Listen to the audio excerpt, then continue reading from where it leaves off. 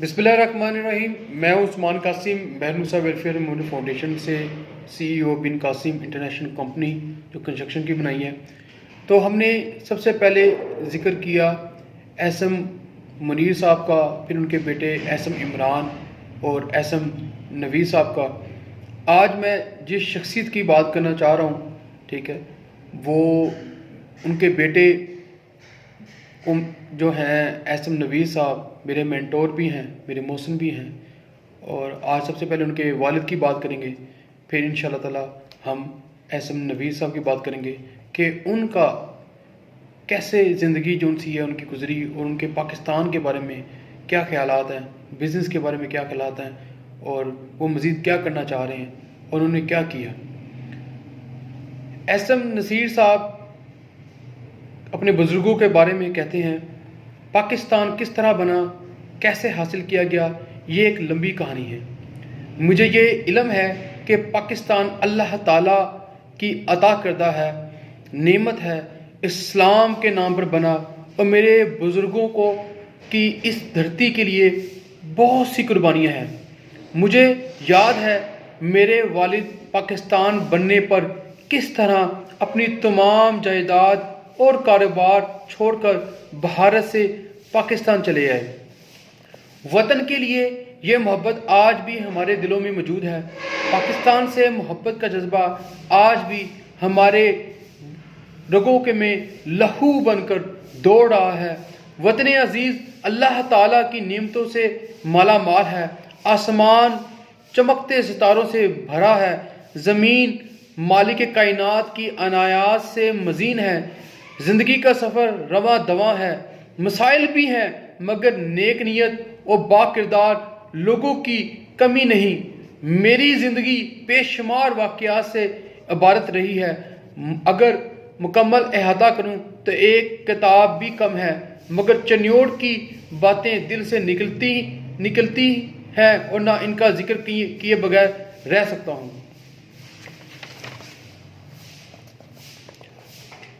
उनके वालिद गिरामी का कौल था, अगर किस्मत यावरी ना करे तो आलू चने बेच लेना मगर नौकरी ना करना। यही कौल हम सब भाइयों की ज़िंदगी का रहनुमा असूल बना। अल्हम्दुलिल्लाह आज हम सनत व तिजारत के मैदान में कामयाब अफराद में शुमार होते हैं। फिर उनका जो बिज़नेस प्लान था किस तरीके से शुरू किया, हम उसका जिक्र करते हैं। वालिद ग्रामी ने हिंदुस्तान के शहर मदारस में 25 रुपये माहवार की नौकरी से अपनी माशी ज़िंदगी का आगाज़ किया। 3 माह बाद नौकरी छोड़कर मदारस में उन्होंने अपने बड़े भाई शेख मियाँ अहमद दीन वहरा के हमरा चमड़े की दुकान का आगाज़ किया। ये काम अगरचा छोटे पैमाने पर था, लेकिन दोनों भाइयों की दयानत और खुशगुफ्तारी ने जल्द मार्केट में अपनी जगह बना ली। कुछ ताजर इस ज़माने में 7 पैसा नफ़ा लेकर 7 दिन का उधार करके चमड़ा फरोख्त करते थे। मेरे वालिद और ताया सिर्फ 1 पैसा फी फुट नफ़ा पर सुबह 9 बजे नकद फरोख्त का आगाज़ करते और अल्लाह के फजल व करम से दोपहर 1 बजे तक तमाम माल बिक जाता। इसके बाद 2 बजे दोबारा माल खरीद कर फरोख्त के लिए रखते तो शाम 6 बजे तक फरोख्त कर देते। इस तरह 2 पैसे रोज़ाना कमाते। पूरे हफ्ते में 14 पैसे मुनाफा बनता था। सब ग्राहकों से हुस्न इखलाक और मोहब्बत के साथ पेश आते थे। देखते ही देखते इनका कारोबार फैलता चला गया और हिंदुस्तान के मुख्तलिफ शहरों में उन्होंने अपनी ब्रांचेस कायम कर ली। मुंबई में लेदर के काम की जो दाग बेल उन्होंने डाली, वो आगे चलकर एक बहुत बड़े कारोबार में तब्दील हो गई। मेरे वालिद ने सारी ज़िंदगी मेहनत, मोहब्बत और लगन से काम किया। मजदूरों और स्टाफ से बेइंतहा मोहब्बत करते थे। हमारे कई मुलाजिम नस्ल दर नस्ल आज भी हमारे साथ हैं। 1947 में मेरे वालिद क़याम पाकिस्तान के बाद हिंदुस्तान से हिजरत करके वतन अजीज चले आए। मदारस, मुंबई और शोलापुर में इनकी बड़ी बड़ी जायदादें थीं, लेकिन वो अपना माल और तिजारत वहीं छोड़ आए। आज़ादी वतन पाने की खुशी और इस्लाम से मोहब्बत इन्हें पाकिस्तान ले आई। दोबारा अपने आबाई काम यानी चमड़े की तजारत का आगाज किया और कुछ ही अरसे में अल्लाह के फजल व करम से चमड़े की तजारत में उन्होंने अपना नाम और मुकाम बना लिया। इनकी मेहनत शाका का समर चंद सालों में एक फर्म की सूरत इख्तियार कर गया। इनकी पहली फर्म का नाम Pakistan hiders and skins trading corporation था। बाद इनका कारोबार दिन ग्रुप में बदल गया। यह था एसएम नसीर साहब की बिजनेस मॉडल का एक प्लान और वालिद के साहब से जो तालीमात मिली थी उनके बारे में आप क्या फरमाते हैं। हमारे बुजुर्ग सारा काम अपने हाथों से करते थे। वो सुन्नत नबी सल्लल्लाहु अलैहि वसल्लम को बेहद अजीज रखते थे। पानी भी पीना होता तो अपने हाथ से पानी ज़्यादा पीना पसंद करते थे। यही वतीरा इनके कारोबार और घरेलू जिंदगी में रहा। इनकी मेहनत और शौक और लगन की वजह से काम आगे बढ़ता चला गया और कुछ ही मुद्दत में दिन ग्रुप चमड़े की बड़ी सनत और तजारत के बड़े एक्सपोर्टर्स में शुमार होने लगा। मेरे वालिद शेख मियाँ मोहम्मद दीन मरहूम ताजर और सनतकार तो थे, मगर इंतहाई नेक, बावकार और बाकिरदार शख्सियत के मालिक भी थे। उन्होंने हम सब भाइयों की नहायत अच्छी तरबियत की और तालीम दिलवाने का बंदोबस्त किया। इनके कुछ असूल थे जिन पर कारबंद रहने के लिए वो हमेशा इसरार करते थे। इनका कहना था कि हम झूठ ना बोलें, हमें हमेशा सच बोलकर तजारत करनी है, ख्वाह घाटे का खदशा क्यों ना हो। वो कहते थे कि हराम माल से परहेज करें, मसाजिद, स्कूल, कॉलेज, अस्पताल, फलाह बबूद के देगर इदारों की तामीर और तरक्की में हिस्सा लें। वो हमेशा हकूकुल इबाद पर जोर दिया करते थे। इनका कहना था कि अल्लाह के रास्ते में सदका और ज़कात देने के बाद कभी इंतज़ार न करना पड़ता। ये अल्लाह का वादा है, मेरे बंदे के साथ अच्छा सलूक कर मैं इसका 70 गुना अजर इस दुनिया और आखिरत में भी अदा करूँगा। हमारे वालिद ग्रामी ने यह दर्स भी दिया कि इखलाक अच्छा रखना, नीयत अच्छी रखना, जो वादा करना इसको पूरा करना, तजारत में कभी चेक डिसऑनर ना होने देना। मुझे अक्सर इनकी कही बातें याद आती हैं और महसूस होता है कि ये बातें और तरबियत आज मेरी रगो पे में दोहर रही हैं। अब ये था वालिद ग्रामी की तरफ से जो तालीमात मिली थी उनके बारे में एक मुख्तसर सी बात, और उसके बाद दीन के बारे में आपकी क्या सोच थी। जब हम हिंदुस्तान से पाकिस्तान पहुंचे, हमने अपनी आंखों से हजारों मुसलमानों को अपनी जानों का नजराना पेश करते हुए देखा। इस वक्त मेरे वालिद ने बहुत अहम बात की थी कि कभी अपने वतन अजीज पाकिस्तान से गद्दारी ना करना, अगर मुश्किल पड़े तो अपने वतन पर अपनी जान और माल भी कुर्बान कर देना। मेरे वालिद ग्रामी को दीन और कुरान से बहुत लगाव था। सूफी बुजुर्गों और सूफी शोरा का भी एहतराम करते थे। इल्लामा इकबाल और मौलाना रूमी के कलाम से बहुत मुतासिर थे। मौलाना मौदूदी रहमतुल्लाह अलैह बहुत बड़े आलिम दीन होने के बावजूद मेरे वालिद ग्रामी से राब्ता रखते थे, इनके मेहमान होते थे और कई माशी मसाइल पर इनसे गुफ्तगू करते थे। मेरे वालिद का निकाह हजरत मौलाना अहमद अली लाहौरी रहमतुल्लाह अलैह ने पढ़ाया, जो मेरे दादा मियाँ शेख मीर दीन वारा के मुर्शद थे। ये इन्हीं की निगाह का फैज था कि कारोबार में रहते हुए भी मेरे वालिद और इनके खानदान का दीन और हुकूकुल इबाद से रिश्ता टूटने ना पाया। मेरे वालिद गाहक की जुबान में गुफ्तगू करना जानते थे। इन्हें बैवक़्त फारसी, अरबी, सिंधी, मद्रासी, हिंदी, उर्दू और पंजाबी जुबान पर अबूर हासिल था। वो इन जुबानों से बातचीत करके गाहक से सौदा कर सकते थे। मेरे वालिद और ताया में बहुत मोहब्बत थी। कारोबारी हजरात और चिनूटी शेख बरादरान इन दोनों भाइयों की मेहनत और जहानत की आज भी तारीफ करते हैं। मेरे वालिद का कहना था कि अगर जिस बरादरी के फर्द हो या बरादरी दुख और सुख दोनों में एक दूसरे का साथ देती है, इस रस्म और वतीरे का कभी तदारक ना करना। ये थी दीनी ख्यालात, इस्लाम से मोहब्बत, पाकिस्तान से मोहब्बत के बारे में। ठीक है, एसएम नसीर के वालिद की ज़ुबानी जो उन्होंने लिखी अपने वालिद के बारे में, अपने अबाउजाद के बारे में। अब इनकी समाजी ज़िंदगी कैसी थी हम उसके बारे में जानते हैं। चिन्यूटी शेख बरादरी एक मखसूस समाजी पस मंज़र रखती है। ज़िंदगी के बारे में इनका रवैया रवायत पसंदाना है। बुजुर्गों को इज्जत करना, बुजुर्गों के साथ इज्जत करना, भाइयों से मोहब्बत करना, मिलजुल कर रहना, खानदान में शादी ब्याह और रिश्ते होना, घर में पंजाबी बोलना, रिश्तों का बाहमी एहतराम कायम रखना चिन्यूटी शेख बरादरी की समाजी रवायात हैं। खानदान में शादी की रस्मात बड़ी दिलचस्प थी।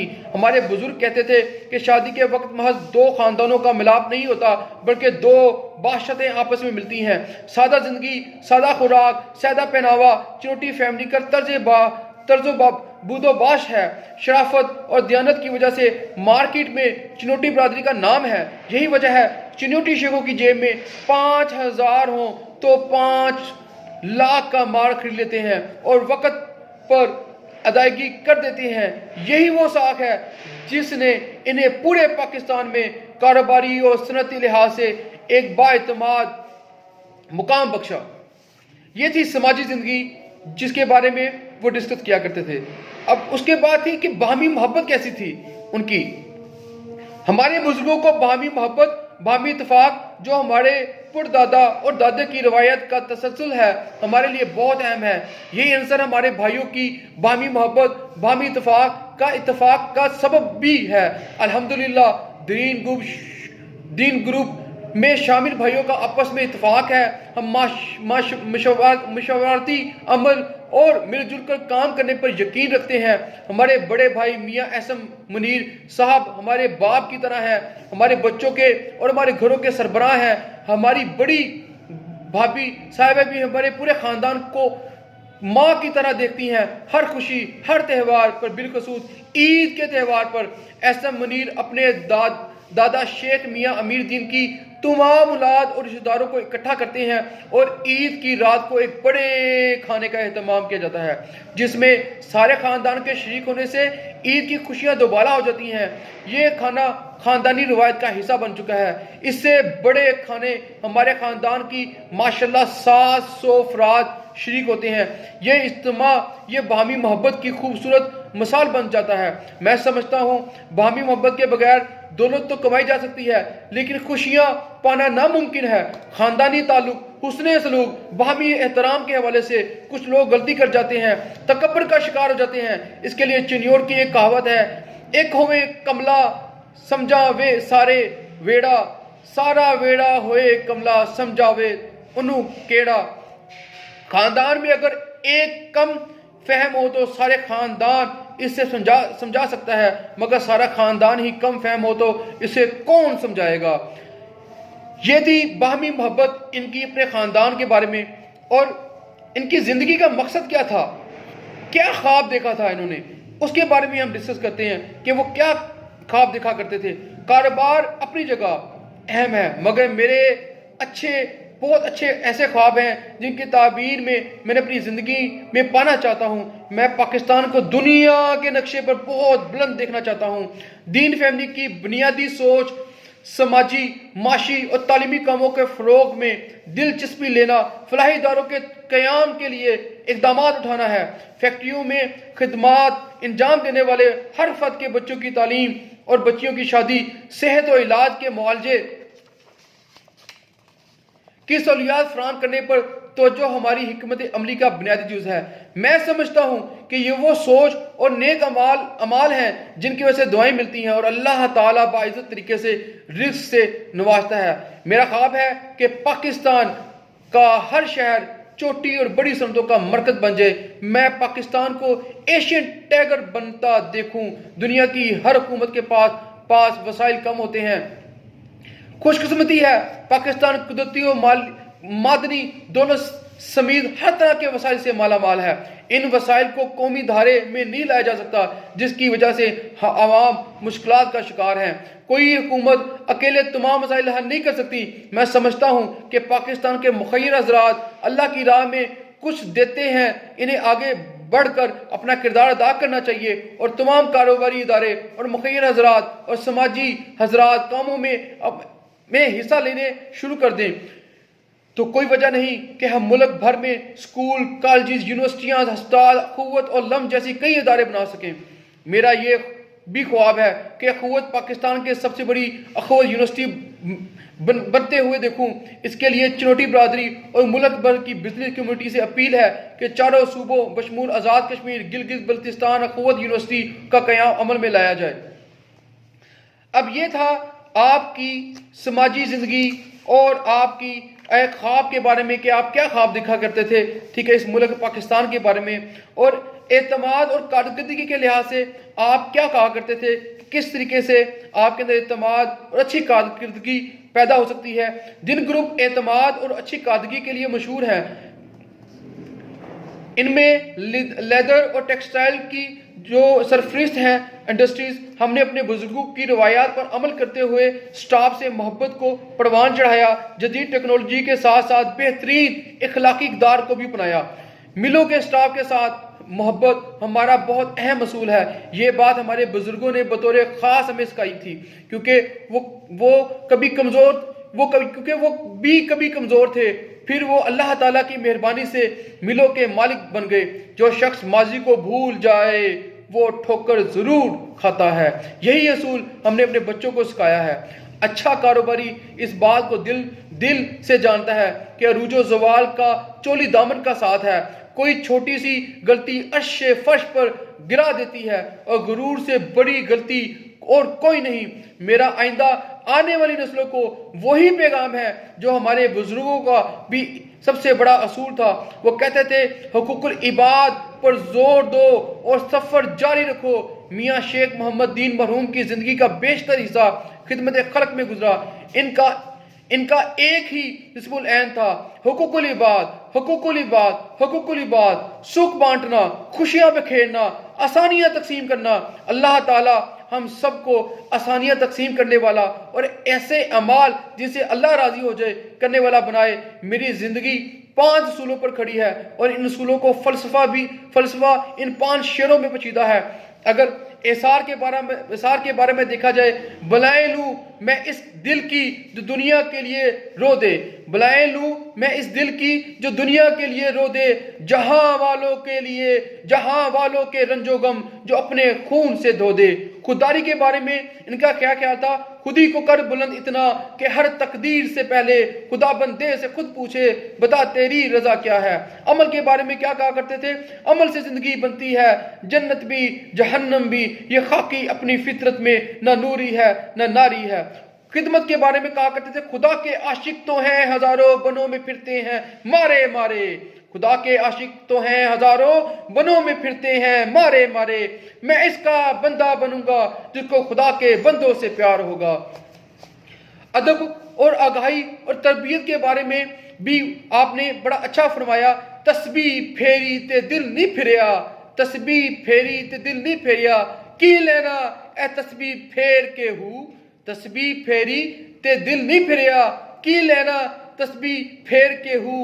इल्म पढ़िया ते अदब ना सीखिया, इल्म पढ़िया ते अदब ना सीखिया, लेना इल्म नू पढ़ के हूँ।